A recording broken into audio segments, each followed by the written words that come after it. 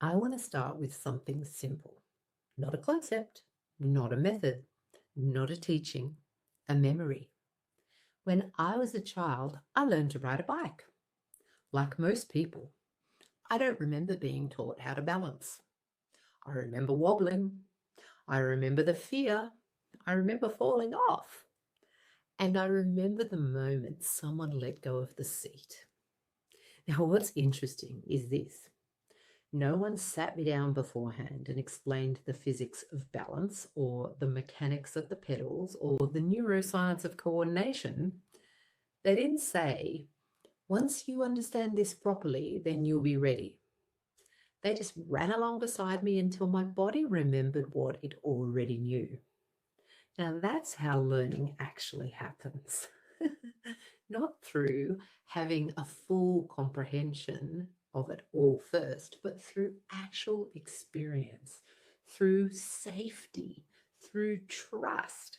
And here's the part most people miss. The moment we fall, we don't just feel pain, we make a meaning, we decide something, we learn. I'm not good at this. This isn't safe. I should be more careful. And many of us quietly just get off the bike, but not all of us, fortunately. Now, fast forward to adulthood. What I see over and over again is not broken people. It's capable, intelligent, highly functioning people who fell once, emotionally, physically, spiritually, and decided it was safer to stop listening to their body. They didn't stop because they failed. They stopped because the nervous system learned a rule. Don't risk this again. So they start looking outside themselves. They look for another expert, another diagnosis, another system, another modality, another supplement, not because they're weak, but because they no longer trust their own balance. At some point, many of them were taught, either directly or subtly, that their body couldn't be trusted, that their emotions were too much, that their intuition was unreliable, that their symptoms were problems to suppress, not messages to get meaning from. And slowly, very quietly, the relationship with their inner guidance broke down.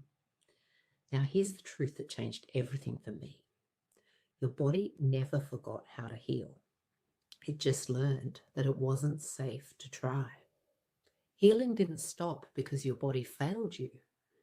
It stopped because safety disappeared.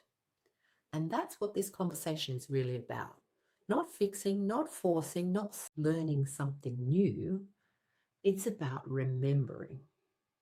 Because the work I do and what I'll be guiding you through when you read my ebook, Unpatient, or you might become one of my clients, it's not about teaching your body what to do. It's about creating enough safety, enough clarity, enough permission for your nervous system to say, I've got this. Your body already knows what to do. You just haven't been taught how to listen in a world that rewards overriding yourself.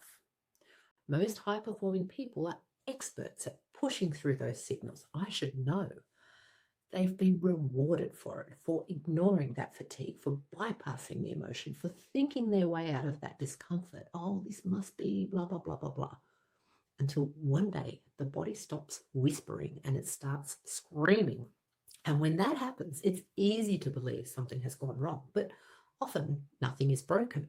Something is finally being heard.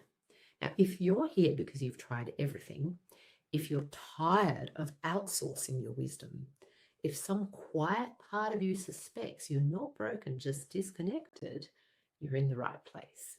This isn't about adding more information. It's about removing the noise. It's about slowing down enough to notice what your body has been communicating all along.